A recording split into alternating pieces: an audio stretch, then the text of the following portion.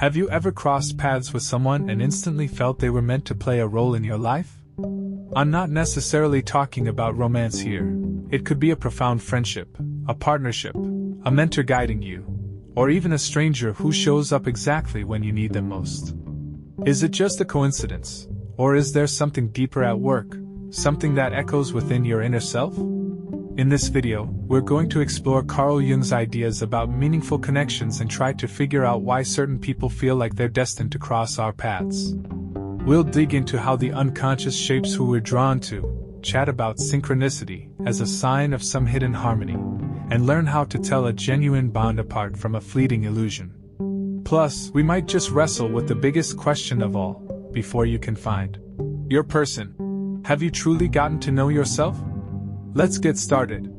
Before we dive deeper, make sure to check out the Healthy Mind channel. Alright, here we go. Carl Jung and the deeper meaning behind our connections. Jung didn't buy into the idea of random chance.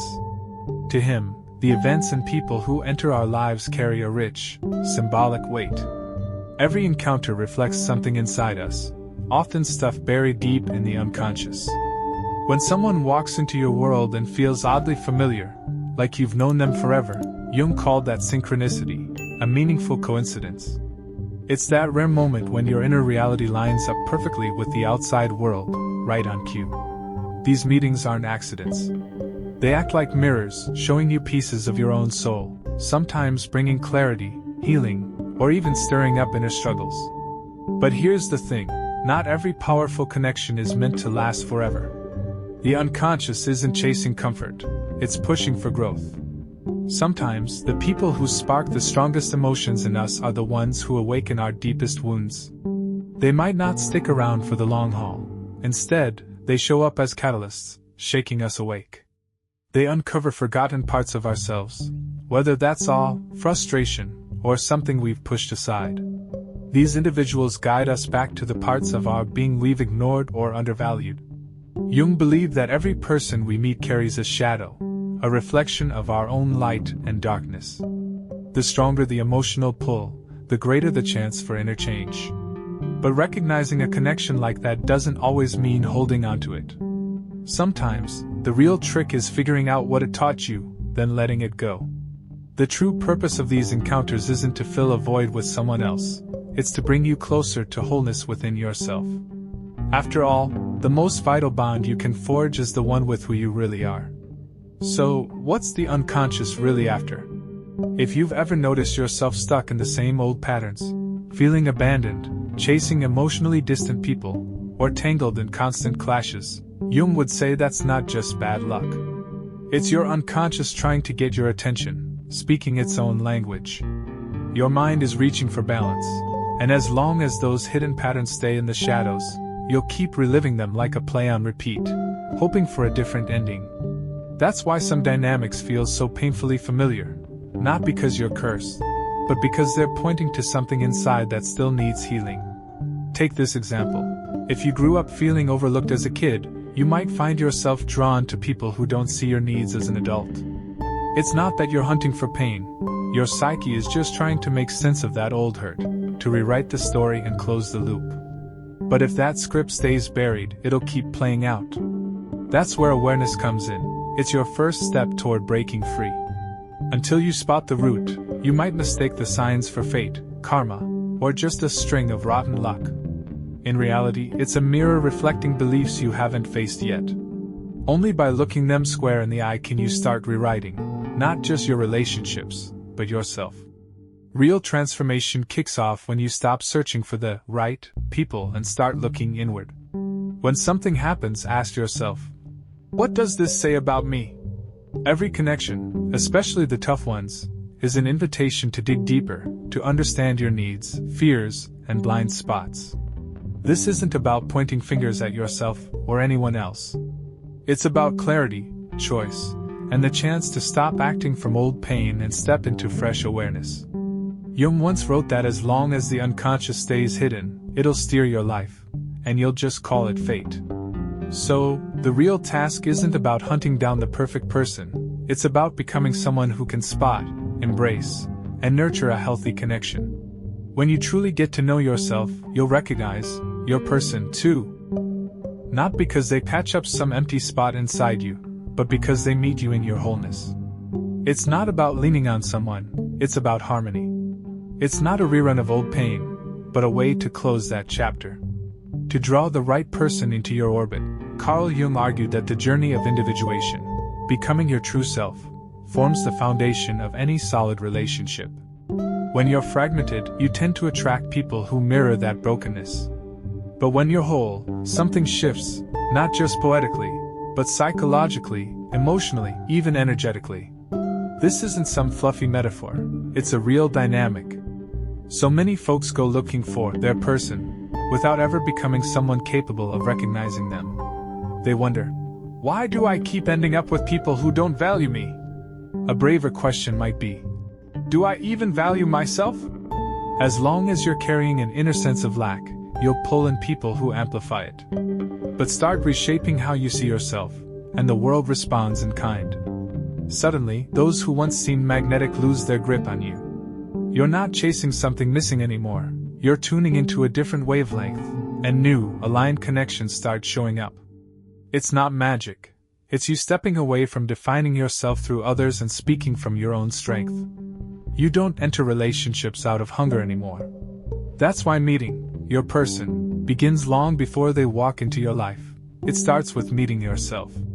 It's about owning your wounds, your needs, your shadow, and being ready not just to be loved, but to love authentically, clear-eyed, without illusions, not out of fear of being alone, but from a place of fullness.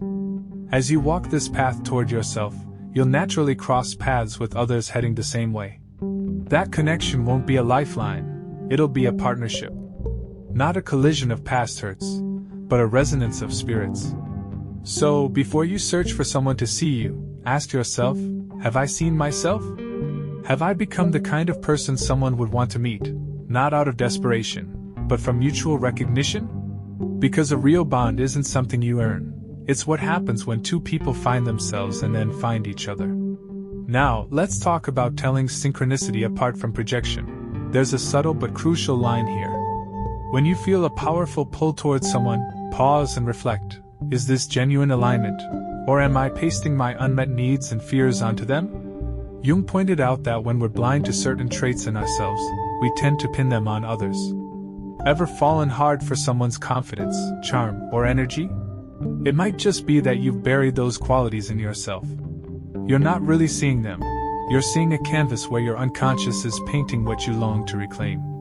Then the mirage fades, and disappointment creeps in, not because they've changed, but because you never saw them clearly to begin with. You saw a version of yourself you wanted to find outside. So how do you spot the real thing? A true connection doesn't throw you into a whirlwind or knock you off balance. It's not a restless chase, a gnawing anxiety, or a constant push to prove you're enough. Instead, it brings calm, clarity, and a quiet certainty. You don't just feel the other person, you feel yourself beside them, real, accepted, whole. Your intuition doesn't lie, and Jung leaned hard into that idea. He saw intuition as one of the most overlooked gifts we've got. The unconscious doesn't chat with words, it whispers through feelings, those faint emotional currents that outsmart logic every time. Think back. Have you ever brushed off that soft, persistent nudge telling you something's off? Stayed in a relationship despite that inner unease, convincing yourself you're just overreacting? Your body knew the truth, it always does. That's intuition at work. When someone's truly right for you, your nervous system doesn't stay on edge. You're not second-guessing, hiding who you are, or bracing for the rug to get pulled out when things feel too good. Instead, there's peace, ease, a natural flow, not a wildfire that burns out fast, but a steady warmth that holds strong. That's the secret. A real bond doesn't shout, it murmurs. And if you've done the inner work to quiet your fears and doubts, you'll hear that whisper loud and clear. It won't come from out there, it'll rise from within, steady and sure. Here's the reworked final part of your story, translated from Russian to English, rephrased for an American audience, and expanded for depth. I've preserved the original meaning, varied the sentence structure and vocabulary, kept it conversational and natural, ensured it's AI-friendly, and made it fully compliant with YouTube's advertiser-friendly guidelines. Here we go! Love isn't a war zone. One of the most damaging myths floating around today is this notion that love has to be a roller coaster to be real, that wild highs and crushing lows are the hallmarks of passion. But Jung would nudge us to rethink that. Chaos doesn't equal connection, and constant struggle isn't a badge of depth. If you're caught up thinking love is a fight, take a step back and ask, am I battling for love here, or for proof that I'm worth something? Is this a genuine feeling, or just a fear of being on my own? Real love doesn't demand you shrink yourself down. It's not fueled by power plays, drama, or emotional tightrope walking. The person who's right for you won't ask you to dim your light. They'll carve out a space where you can shine even brighter. Here's one of the toughest truths to swallow: letting go of what's not meant for you. Plenty of people say they're searching for their person, yet they cling to someone who's already shown they don't fit the bill. They hold on tight, make excuses, keep hoping, but years slip by, and nothing shifts. You might say you can't bloom in barren ground. If a relationship only dishes out pain, it's not a test to pass, it's a wake-up call from your unconscious, delivered through the sting of hardship. Until you see that, you'll mix up stubbornness with loyalty and mistake hurt for love. Letting go isn't giving up, it's growing up. It's choosing not to betray yourself for the sake of a flimsy illusion. And when you finally pick peace over turmoil, something clicks. You make room for the one who's truly meant for you, not because you hunted harder, but because you stopped settling for less. So how do you know when someone's really yours? You'll feel it, not because they're flawless or check every box on your list, but because being around them doesn't mean giving up pieces of yourself. You'll sense calm, recognition, inspiration, without the overload of needing to prove anything. The connection just exists. You won't have to chase after certainty. It'll be there from the start, a quiet confidence, a sense of alignment that doesn't ask for anything but honesty. So instead of wondering, is this person right for me? Flip the script. Am I staying true to myself in this relationship? Because once you live as your real self, the people meant for you don't just pass by. They spot you as easily as you spot them. Let's wrap this up with some final thoughts. It all circles back to you. Carl Jung taught that the most critical journey is the one inward. When you're brave enough to face your shadow and heal what's been buried, you step into a new kind of clarity. The connections that used to hold you back, they stop tugging at you. New ones start showing up naturally, no forcing, no chasing. You become someone who can spot a true bond when it arrives. And when it does, it won't feel like some grand spell, it'll feel like truth, like coming home. If this message hit home for you, drop your story in the comments. Are you still figuring yourself out, or have you already found that harmony with someone who gets you? Don't forget to subscribe to Healthy Mind and turn on notifications to stick with us on this journey. Before you can find your person, become the kind of person who can recognize them. That's where it all begins. Thanks for watching.